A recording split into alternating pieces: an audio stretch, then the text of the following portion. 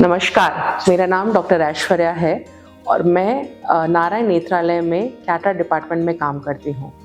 आज मैं आपके सामने आँख के अंदर होने वाली कुछ बीमारियों के बारे में बात करना चाहती हूँ जो हाई ब्लड प्रेशर यानी बढ़े हुए रक्तचाप की वजह से होती है। ये बात तो आपको पता ही होगी कि हाई बीपी यानी रक्तचाप की वजह से हमारे दिल, दिमाग और गुर्दों पे काफ़ी फ़र्क पड़ता है। पर क्या आपको ये बात पता है कि आँख के अंदर भी जो छोटी छोटी धमनियाँ होती हैं उनमें बीपी की वजह से कई बीमारियाँ भी हो सकती हैं।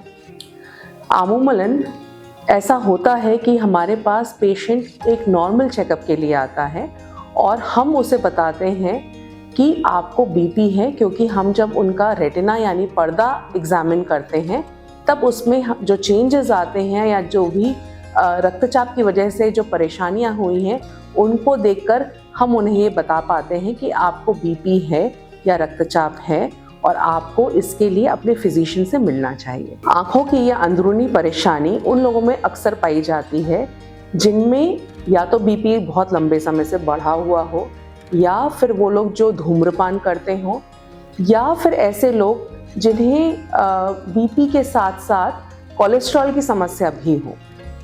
इसी के साथ एक और परेशानी आती है प्रेग्नेंट औरतों में। प्रेगनेंसी के दौरान बीपी का बढ़ना एक ऐसा इवेंट है जिसके लिए हमें थोड़ा सतर्क रहना चाहिए।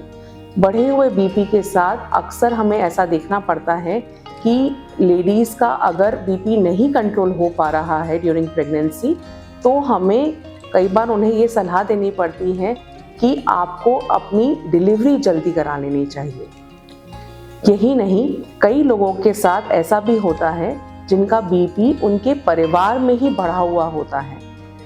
इसी को मद्देनज़र देखते हुए हमें ये ध्यान रखना चाहिए कि बीपी को कंट्रोल रखना बेहद ज़रूरी है। इस बीमारी में शुरुआत में पेशेंट को बहुत ज़्यादा दिक्कत नहीं होती, पर जैसे जैसे समय बीतता जाता है पेशेंट कह सकते हैं कि हमें थोड़ा थोड़ा धुंधला दिखाई पड़ रहा है या सर दर्द हो रहा है। ऐसे समय में पेशेंट का रूटीन चेकअप होना बहुत ज़रूरी है। आँखों के अंदर का जब हम एग्जामिनेशन करते हैं तो हमें दिखता है कि वहाँ पे धमनियों में थोड़े चेंजेस आए हैं, वहाँ पे पीले सफ़ेद स्पॉट्स आए हैं और उसी के साथ समझ में आता है कभी कभी कि आँखों के अंदर का जो मेन पोर्शन है वहाँ पे सूजन आई है। ऐसे में पूरा रूटीन चेकअप करना बहुत ज़रूरी हो जाता है और उसके साथ क्या उसके लिए हमें करना चाहिए, क्या निवारण करना चाहिए, उसके लिए हम आपको सजेस्ट कर सकते हैं।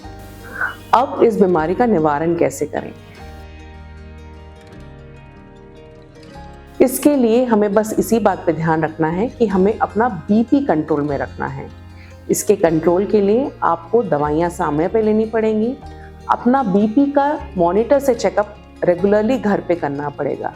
बीपी मॉनिटर घर में रखें, रेगुलरली चेकअप करें और उसी के साथ अपनी दवाइयों को समय से लें। कई बार ऐसा होता है कि पेशेंट्स हमारे पास आके हमसे कहते हैं कि नहीं, मेरा बीपी हमेशा कंट्रोल में है, लास्ट टाइम 3 महीने पहले चेकअप हुआ था। पर नहीं, 3 महीने, 6 महीने, 2 महीने, ऐसे में क्या होता है कि अगर आप रेगुलरली चेकअप नहीं कर रहे हैं तो बीपी का कोई भी फ्लक्चुएशन हो रहा है, कभी ऊपर कभी नीचे, वो आपको पता नहीं चलेगा।